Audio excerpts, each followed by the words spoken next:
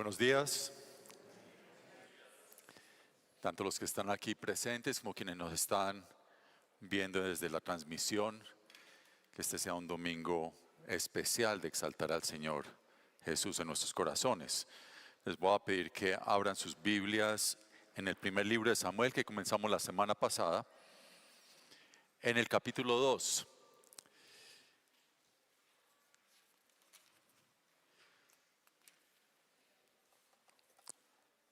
Y vamos a hacer lo siguiente, a mí se me encomendó predicar todo el capítulo 2.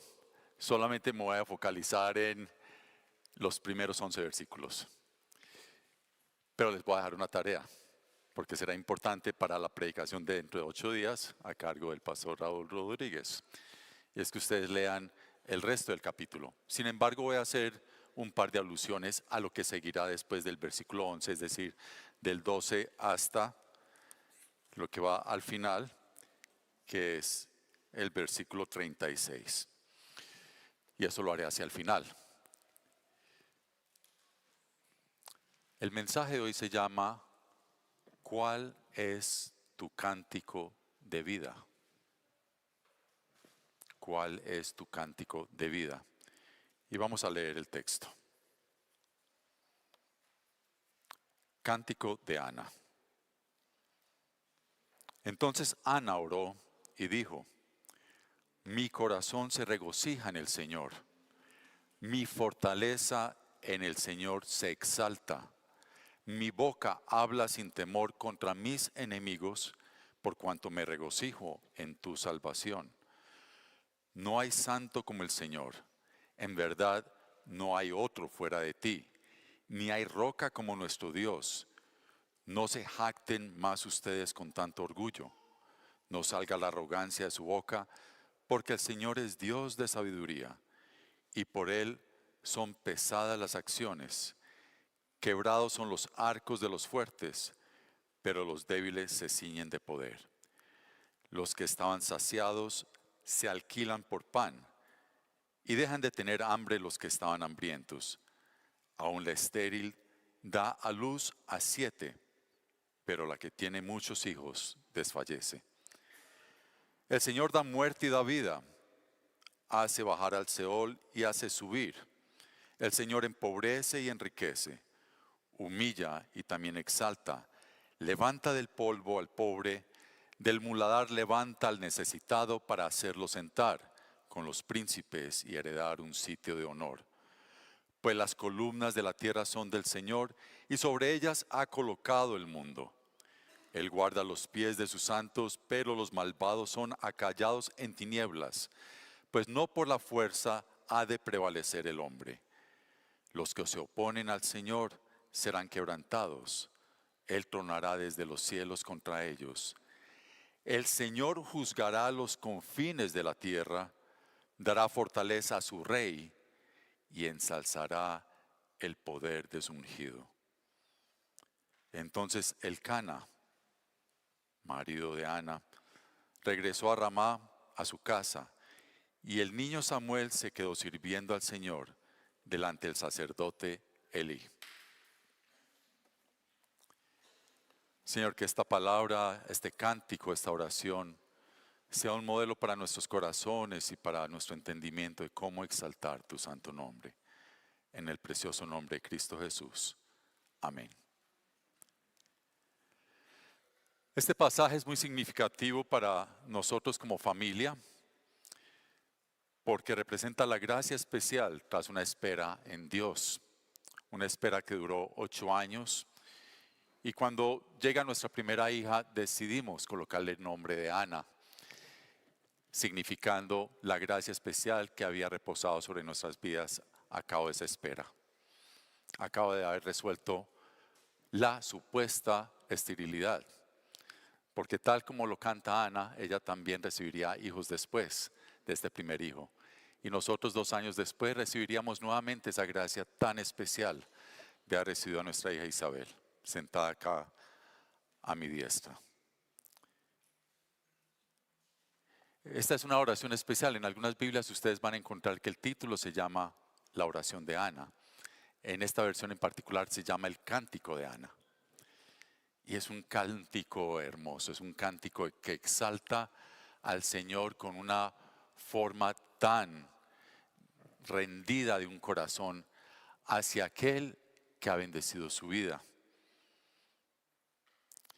Este cántico o esta oración da fundamentos para cómo aprender a orar, para cómo ejercitar la disciplina de la oración, pero sobre todo para cómo ejercitar la disciplina de cómo relacionarnos con el Señor. Para que realmente nuestra oración llegue a ser un cántico. Tiene tono de salmo, tiene tono de proverbio, tiene tono de adoración, de exaltación, e incluso evoca algunos principios muy en la línea con el Sermón del Monte de nuestro Señor Jesucristo. Pero sobre todo es la oración de sumisión de una sierva fiel. Y esta es la oración que desde tu corazón debería caracterizar tu tipo de servicio, tu tipo de condición de siervo o de sierva, que somete la condición humana personal, pero que reconoce también la condición humana de todos los que están alrededor nuestro. De cómo cuando estamos en arrogancia somos quebrantados y cómo cuando estamos en humildad podemos ser dignificados. Es la oración personal de una sierva que caracteriza a la iglesia del Señor también. Porque es el modelo que deberíamos de adoptar como oración. Es curioso que Ana, habiendo pedido un hijo, y tan pronto como lo tiene, lo entrega. Porque este cántico se da en el contexto de ella ir y presentar a su hijo, orar y entregarlo. Sin considerar apegos, derechos. Cuando hablo de derechos es mi hijo. Justificaciones, tanto tiempo lo esperé y lo debo entregar. Sueños personales y proyecciones personales con ese hijo. Su sola entrega, la sola entrega de Samuel, es la exaltación a Dios por ser Dios. Y este es un texto que sobresale a todo lo largo de la Biblia, como un acto de humildad y sumisión de una mujer que supo reconocer quién era el dador del regalo. Lo que ha recibido de Dios, ella sabe que es de Dios, más que de ella. Lo que tú has recibido de Dios, siempre será de Dios. Aunque transitoriamente seas poseedor de lo que tienes. Como dice un poema por allí, tus hijos no son tus hijos. Tú eres un vehículo para tenerlos, para levantarlos, pero finalmente para exaltar a Dios a través de tus hijos. Así que este es un cántico de exaltación de la grandeza de Dios. Es un cántico de gratitud. Es un cántico de adoración. Porque ella sabe que debe servir a Dios a través de ese regalo. Para muchos de nosotros el ser papás, no importa cuánto tiempo te has demorado en serlo, con toda seguridad, ese momento te llenó de regocijo, de gran gozo. Y recibimos ese regalo en nuestros brazos con una gran alegría, con algo de susto, de temor, pero con alegría. Pero tal vez algunos, solo tal vez algunos, hemos a veces honrado más el regalo que al dador del regalo.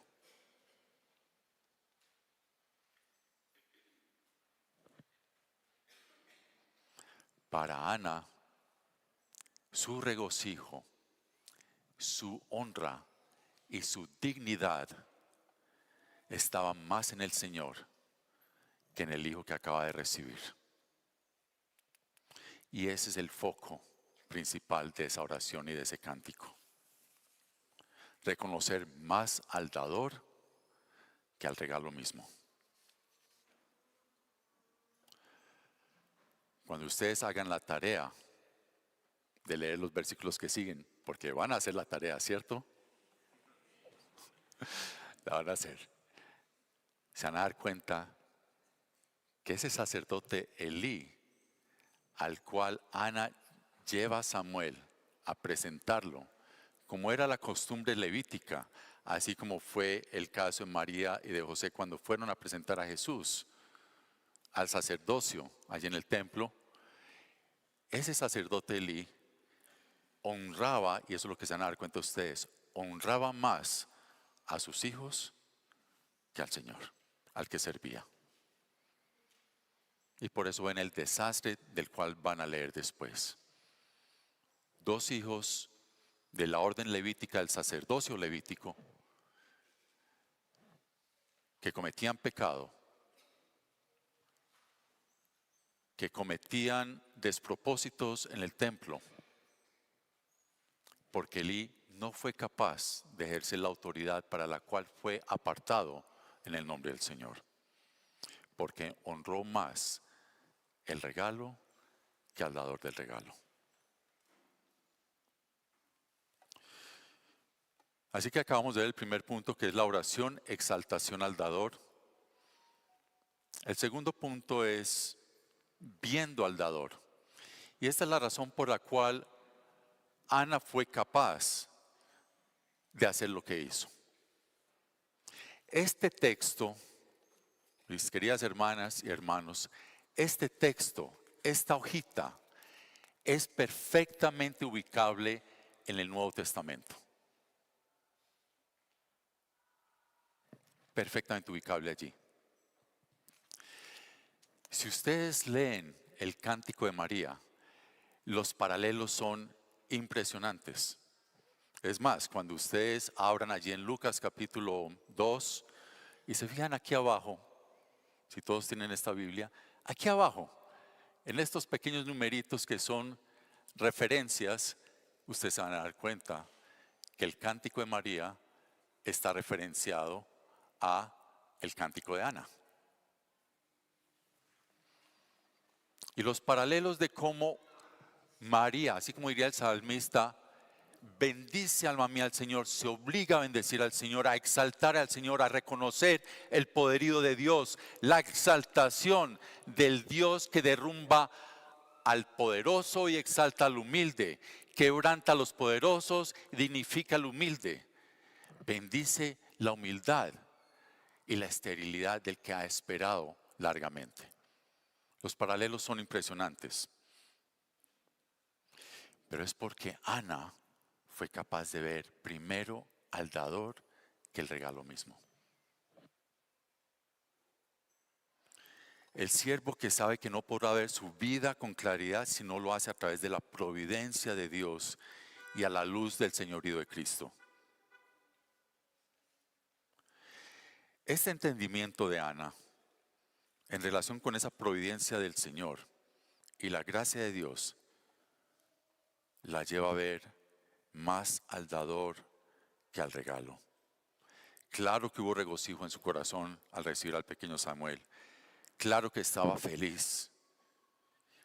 Claro que estaba dignificada a ver cómo el dador de ese regalo la rescataba de su esterilidad. Y después le daría 5 hijos más.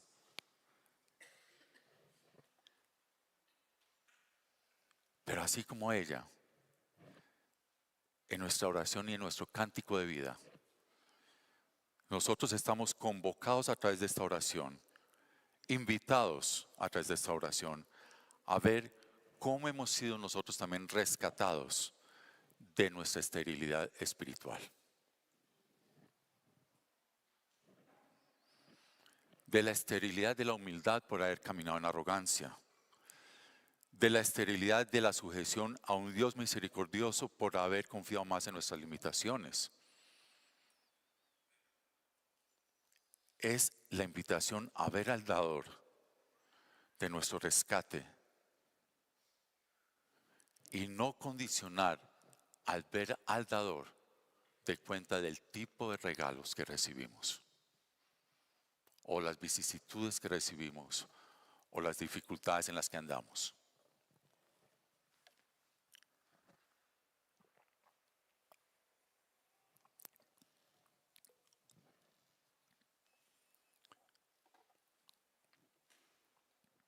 Porque muchas veces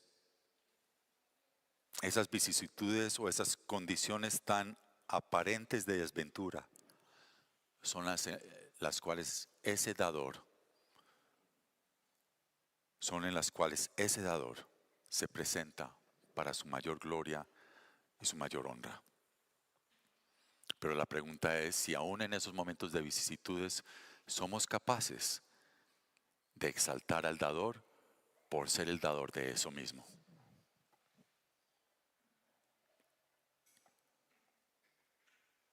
El entendimiento de Ana, el nivel de consagración de Ana, en la cual ella está sumergida reconociendo que Samuel será para el servicio de Dios a pesar de sus sueños y a pesar de sus anhelos, porque viene de él y para él será. Es el de una mujer que entiende quién es el Dios de su vida en su vida. Y no sé si se dieron cuenta al leer el último versículo.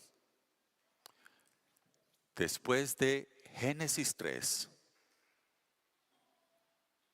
donde hay una alusión a Cristo, esta es la primera vez en la Biblia, la primera vez en la que se habla del ungido de Dios. Así que díganme si Ana no estaba viendo con claridad al dador del rescate de su esterilidad y de su salvación.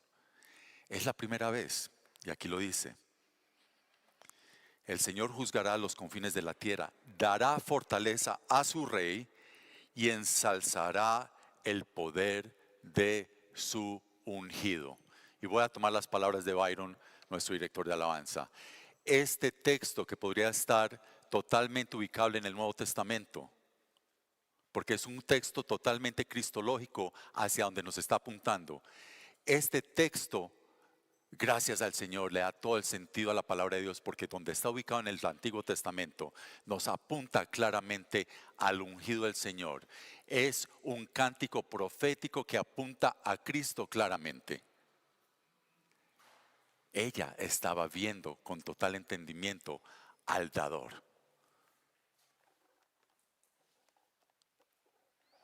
Muy temprano, aquí en la Biblia, acá,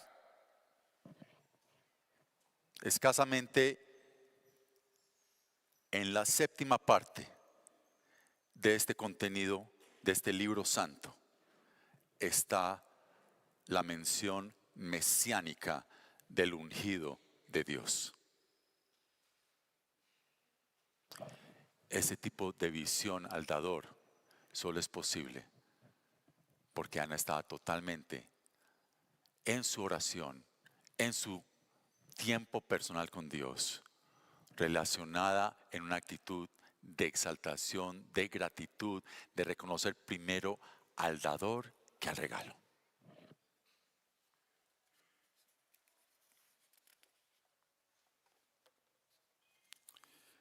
Porque en tercer lugar, el dador es Cristo. El dador es Cristo. Él es el dador de tu salvación. Él es el dador de su vida por la tuya. Él es el dador al que Ana está viendo como el único que tiene autoridad de rey, para rescatar al humilde y dignificar su vida. Y Ana es capaz de hacer el tipo de entrega que hizo, de las proporciones y significado personal del que hizo.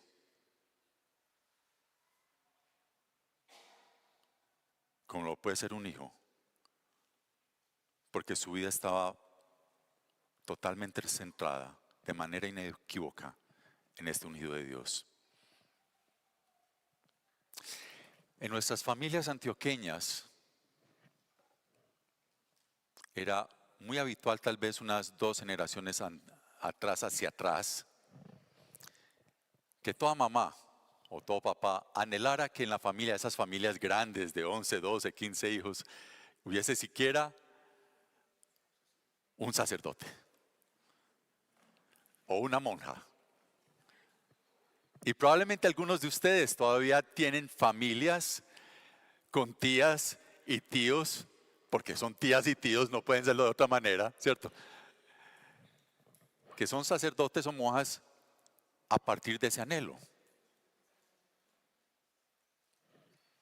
De mujeres y hombres que en su devoción a Dios buscaban y desde muy corta edad apartaban a uno de estos hijos o estas hijas para que fueran eso, un sacerdote, una monja. El viraje de la historia es un poquito diferente en el caso de Ana, porque en esas familias antioqueñas nuestras, en muchos casos, y sin ánimo de juicio, era por el orgullo de contar con uno de estos en sus familias. Y a veces el orgullo estaba por encima de la devoción en ese sentido. Era aparente devoción que llevaba a esa decisión. En el caso de Ana, era el reconocer que en el plan de Dios, en muy poco tiempo, Dios habría de servirse de un sacerdote y un profeta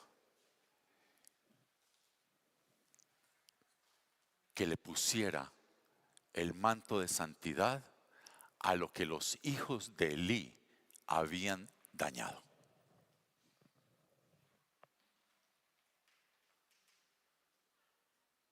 Así que tenemos a una mujer que es fiel al plan de rescate de Dios sobre su pueblo y de rescatar a una orden levítica que había caído en abusos y en desgracia.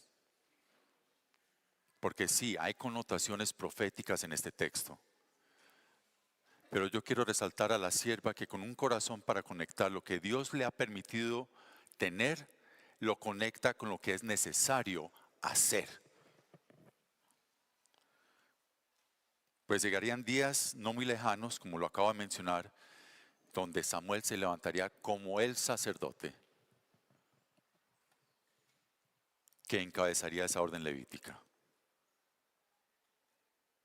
Porque para Ana todo pertenece al reino de la providencia y la gracia de Dios. Y para ella su entrega no es solo a Jehová, es a Cristo y a Él con la merecida exaltación. Ya dije que esto podía estar ubicable en el Nuevo Testamento, pero gracias a Dios está donde está. Y espero que tu convicción hoy de que la Biblia tiene sentido de principio a fin, lo es porque el nombre de Cristo está allí desde el principio hasta el fin. El contraste con la vida de Elí es triste. No solamente honró más a sus hijos, sino que le faltó la autoridad de detener lo que habría que detener. La autoridad de Ana fue a través de su oración y de pedirle continuamente al Señor que su hijo se mantuviera firme y fiel a Él. Para la posteridad, los dos casos están aquí reseñados. El cántico de Elí no existe. El cántico de Ana sí. El tipo de servicio de Elí es muy diferente al tipo de servicio de Ana. Y Ana no era una sacerdotisa, pero era una sierva fiel.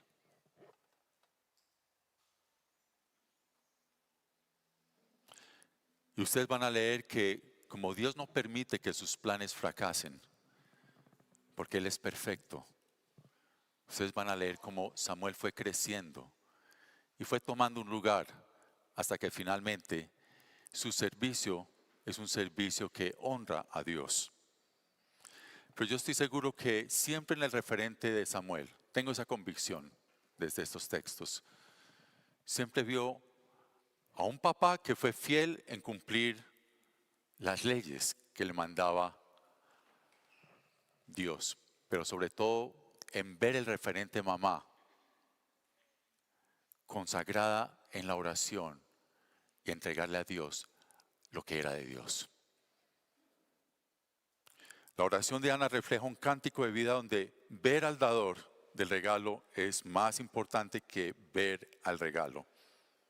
Es como cuando ustedes llevan algo pequeño a un ser querido, a un gran amigo o una gran amiga. No tenían más.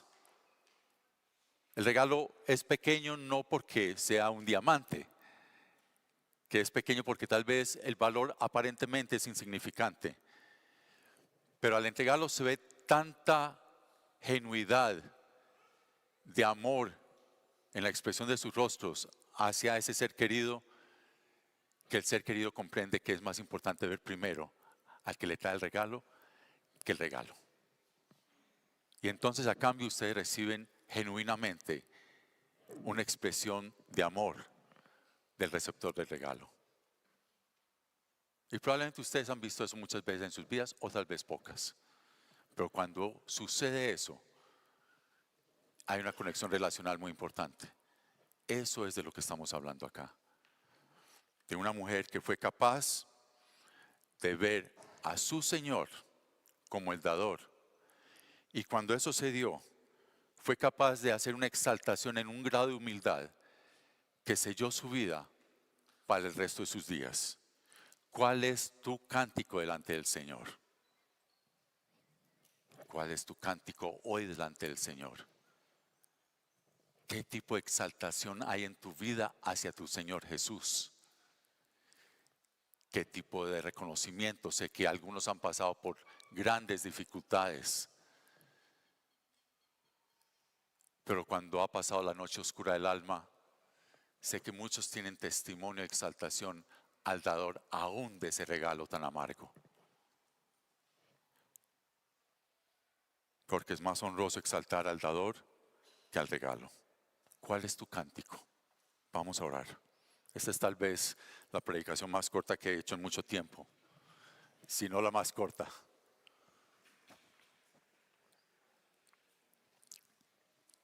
Pero vamos a aprovechar este tiempo para algo especial que en lo que nos va a dirigir el pastor José Alfonso en torno a la Santa Cena. Pero antes de ello vamos a orar para pasarle tiempo a él. Y que tú puedas poner en memoria lo que ha sido tu vida. Del foso de la arrogancia, no de la torre de arrogancia, del foso de arrogancia, porque la arrogancia es un foso, no es una torre de marfil.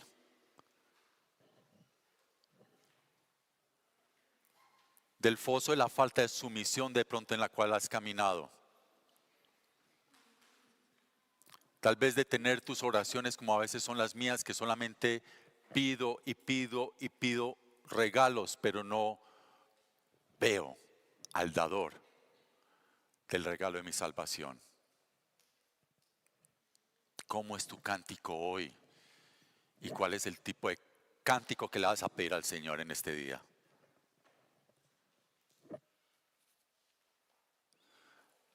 Padre de los cielos, quizá, al menos a mí,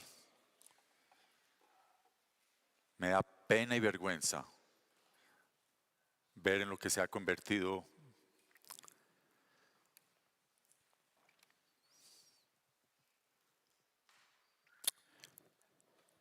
mi vida de oración.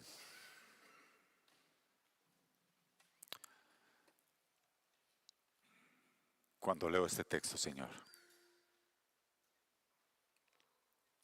Y me da pena y vergüenza delante tuyo, Señor, en la composición del cántico de mi vida.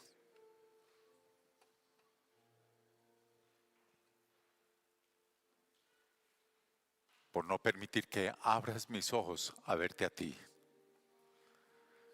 como has anhelado que te vea.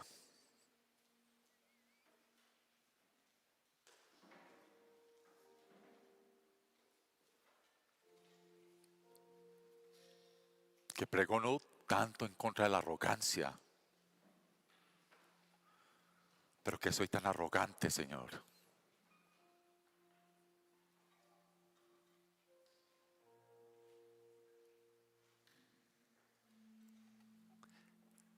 Y que mi boca se llena a veces de tanta dureza,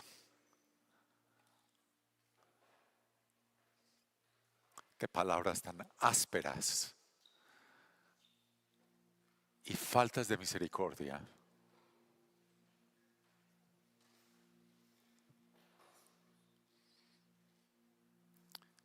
Y porque mi cántico a veces se ha llenado de justificaciones y de sueños personales,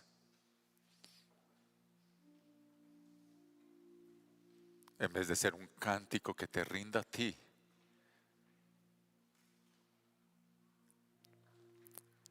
Mi vida en transparencia, en verdad, en humildad, en pedirte a ti que me rescates de mi esterilidad espiritual.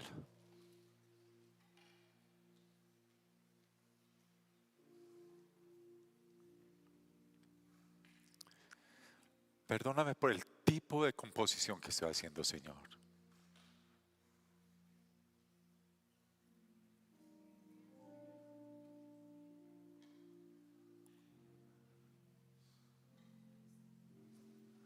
Y ayúdame a relacionarme con el dador de mi salvación, mi Cristo, mi Rey y mi Señor. En honra a tu santo nombre. Porque sé que hay esperanza en ti, Señor, para una nueva composición. Sé que hay esperanza en cada uno o para cada uno de mis hermanos y hermanas aquí presentes de recomponer un cántico a ti, Señor, por causa del amor de Cristo, por causa de la salvación en Cristo, que es el dador de la vida en la cruz, la vida única y singular del único que puede perdonar el pecado para la vida eterna. Y llegar a tu presencia, Señor, y poder ver al Cordero como el dador de la vida eterna. Ayúdanos a ver al dador, Señor, que eres tú. Amén.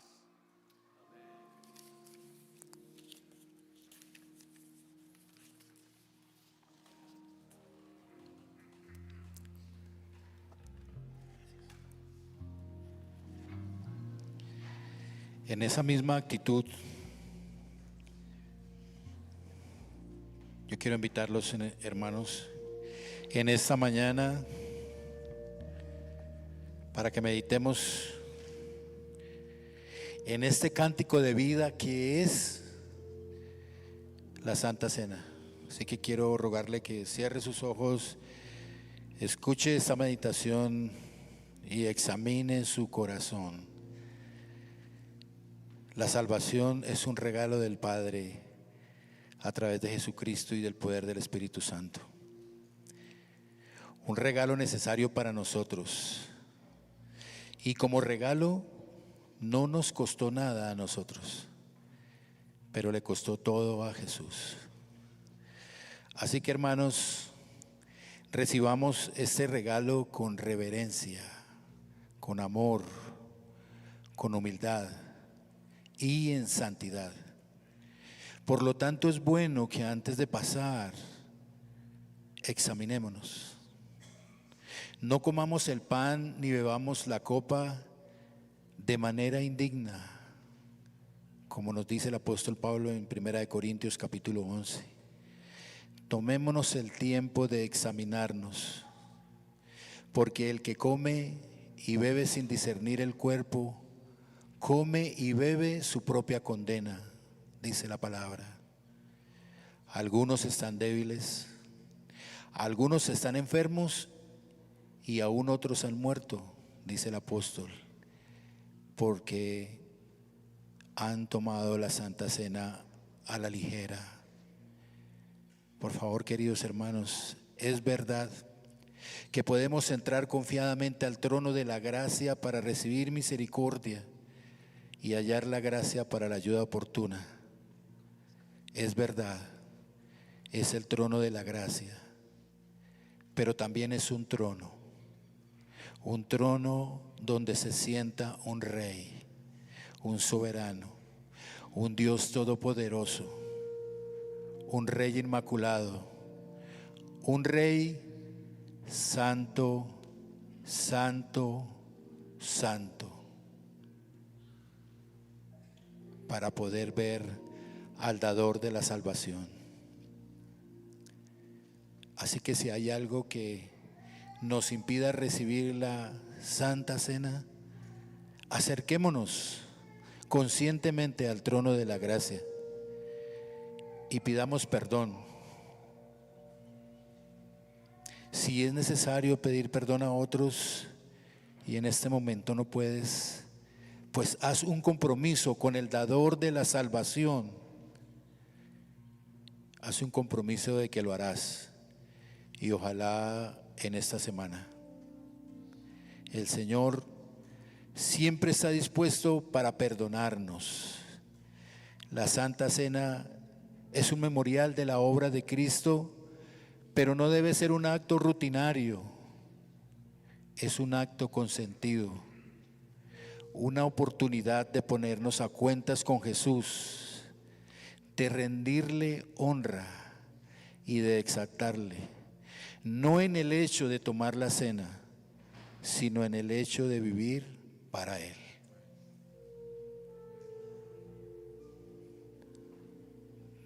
Pueden pasar los designados para la Santa Cena. Pueden levantarse, hermanos.